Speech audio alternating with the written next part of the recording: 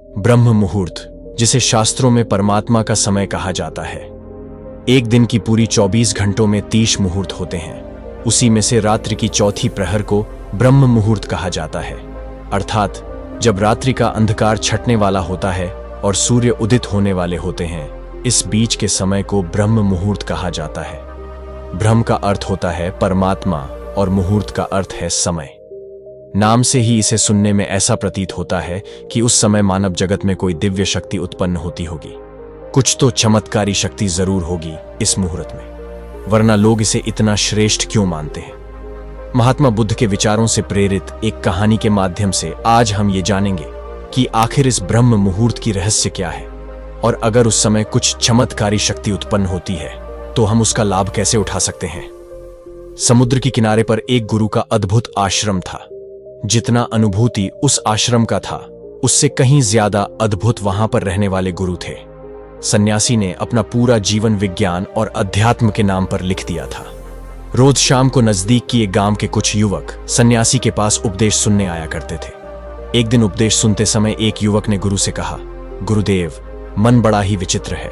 मैं बार बार अपने आप से ये बोलता हूं कि इस बार मैं ये गलती नहीं करूंगा, लेकिन हर बार मैं वही गलती दोबारा से दोहरा देता हूं। सोचता हूं कि अतीत में जो गलतियां मुझसे हुई हैं, उनके लिए मैं पश्चाताप ना करूं, लेकिन मेरा मन हमेशा पीड़ा से भरा रहता है। आप कहते हैं कि ध्यान सब दुखों को मिटा देता है, लेकिन मैं रोज ध्यान करने के बावजूद भी मुझे उसका कुछ फायदा नहीं मिलता। ऐसा क्यों हो रहा है? कृपया मेरा मार्गदर्शन करिए। गुरु ने कहा, शुरुआती ध्यान सबसे ज्यादा कठिन होता है, क्योंकि शुरुआत में व्यक्ति के मन को आदत नहीं होती है। वो इधर उधर भागता है, दौड़ता है, अतीत की बातों को याद करता है और ध्यान एक जगह पर केंद्रित नहीं कर पाता। प्राचीन समय में जब भी कोई शिष्य अपने गुरु के पास ध्यान सीखने के लिए आता था, तो गुरु उस शिष्य को ब्रह्म मुहूर्त में ध्यान लगाने के लिए कहा करते थे, क्योंकि ब्रह्म मुहूर्त सृजन का समय होता है। इस समय सारी प्रकृति एक नए दिन की शुरुआत करती है। पक्षियां पेड़ों पर कलरव करने लगते हैं, मुर्गे बांग देने लगता है, कमल खिल उठता है और पूरी प्रकृति एक सौंदर्य से भर जाती है। प्राचीन शास्त्रों के अनुसार दिन की 24 घंटों को 30 मुहूर्त में बांटा गया है, जिसमें हर एक मुहूर्त 48 मिनट का होता है। ब्रह्म मुहूर्त की शुरुआत सूर्योदय से 1 घंटा 36 मिनट पहले शुरू होती है। अलग अलग आरतुओं में सूर्योदय का समय अलग अलग होता है। इसी प्रकार ब्रह्म मुहूर्त का समय भी अलग अलग ऋतुओं के हिसाब से अलग अलग होता है। अगर आसान भाषा में बोला जाए तो प्रातः 4 बजे से लेकर 6 बजे तक का समय ब्रह्म मुहूर्त का समय होता है। ये वो समय होता है जब मंदिर के पट खुल जाते हैं और आर्षि मुनि नदियों में स्नान करने के पश्चात ध्यान साधना में लीन हो जाते हैं। मनुष्य का शरीर 3 ऊर्जाओं से बना है, वात, पित्त और कफ। यही तीनों ऊर्जा ही हमारी शरीर को पूरी तरह से संचालित करती है।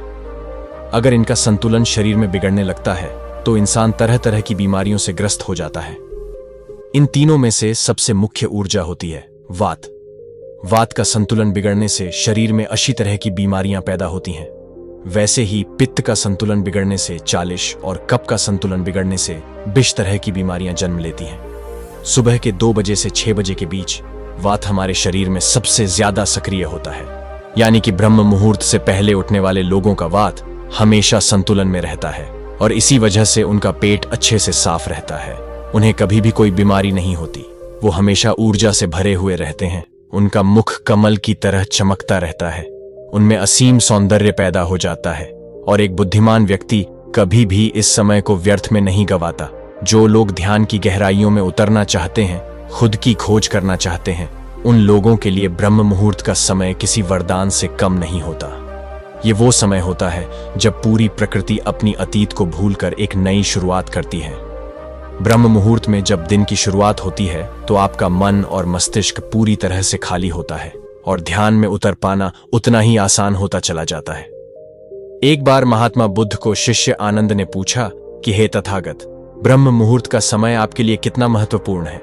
इस पर बुद्ध ने जवाब देते हुए कहा कि हे आनंद, जिस प्रकार एक मछली के लिए जल महत्वपूर्ण होता है, उसी प्रकार ध्यान और शून्यता का जीवन जीने के लिए ब्रह्म मुहूर्त में सही समय पर जागना और जागने के बाद ध्यान में उतरना उतना ही महत्वपूर्ण है। सभी युवक ध्यानपूर्वक सन्यासी की बातें सुन रहे थे। सन्यासी ने ब्रह्म मुहूर्त पर वैज्ञानिक दृष्टिकोण पेश करते हुए सभी युवकों को बताया कि हमारे मस्तिष्क के ऊपरी हिस्से पर पीनियल नाम की एक ग्रंथि होती है, जिसमें से डोपामाइन और मेलाटोनिन हार्मोन उत्पन्न होती है, और ये हार्मोन हमारे शरीर में आनंद की उत्पत्ति करता है। इंसान की शरीर में जितनी मात्रा में ये हार्मोन उत्पन्न होता है, व्यक्ति उतना ही आनंद से भरा हुआ रहता है। लेकिन जैसे ही इंसान सूर्य के संपर्क में आता है, शरीर में इस हार्मोन की मात्रा अपने आप नीचे गिरने लगता है।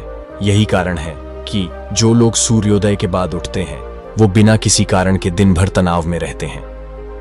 ब्रह्म मुहूर्त के बाद की समय को समुद्र मुहूर्त कहा जाता है, जिसमें शरीर और मन की संचार होती है। इस समय पीठ पर सूर्य की किरणें सीधी आती हैं और सेरोटोनिन नाम का एक हार्मोन रिलीज होता है, जो हमारे मन और मस्तिष्क में ऊर्जा पैदा करता है, एक ताजगी पैदा करता है, जिससे हम दिन के सभी काम कर पाते हैं। चरक संहिता में लिखा हुआ है कि जो व्यक्ति रोजाना ब्रह्म मुहूर्त में उठता है, उसकी उम्र बढ़ने की रफ्तार धीमी हो जाती है। साथ ही साथ समय से पहले चेहरे पर झुर्रियां आना, बाल का सफेद हो जाना खत्म हो जाता है। यहीं पर एक युवक ने गुरु से सवाल किया कि गुरुदेव, जो लोग ब्रह्म मुहूर्त में नहीं उठ पाते हैं, वो लोग किस प्रकार इस अमूर्त समय में उठने का अभ्यास करें? कृपया उसके बारे में मार्गदर्शन करें। गुरु ने कहा कि ब्रह्म मुहूर्त में जागने के लिए आपको पिछली रात्रि में सही समय पर निद्रा में चले जाना चाहिए। अगर आप सही समय पर नींद नहीं लेंगे तो आप ब्रह्म मुहूर्त में पूरी ऊर्जा के साथ नहीं उठ पाएंगे। अतः ब्रह्म मुहूर्त के समय का पूर्णतः उपयोग करने के लिए आप योग निद्रा का अभ्यास करें। गुरु ने सभी शिष्यों को चेतावनी देते हुए कहा कि जितने भी योगी महात्मा होते हैं, वो सब ब्रह्म मुहूर्त में स्नान करने के बाद ध्यान में बैठते हैं, क्योंकि इस समय ध्यान करना सबसे आसान और लाभकारी होता है। ध्यान के बाद खाली पैर हरी घास पर घूमने से आपकी त्वचा और आपकी आंखों को बहुत ही लाभकारी फायदे मिलते हैं। ब्रह्म मुहूर्त के समय शारीरिक व्यायाम करना सबसे ज्यादा फायदेमंद होता है। इससे शरीर में रक्त संचार बढ़ता है और शरीर को शुद्ध वायु यानी कि ऑक्सीजन मिलती है। ब्रह्म मुहूर्त का समय मानव शरीर के लिए सबसे कीमती समय होता है, इसीलिए इस समय को दूसरी गतिविधियों में बर्बाद मत करें। उम्मीद करते हैं वीडियो अच्छा लगा होगा। हमारी और वीडियोस देखने के लिए चैनल को सब्सक्राइब और वीडियो को लाइक करें। धन्यवाद।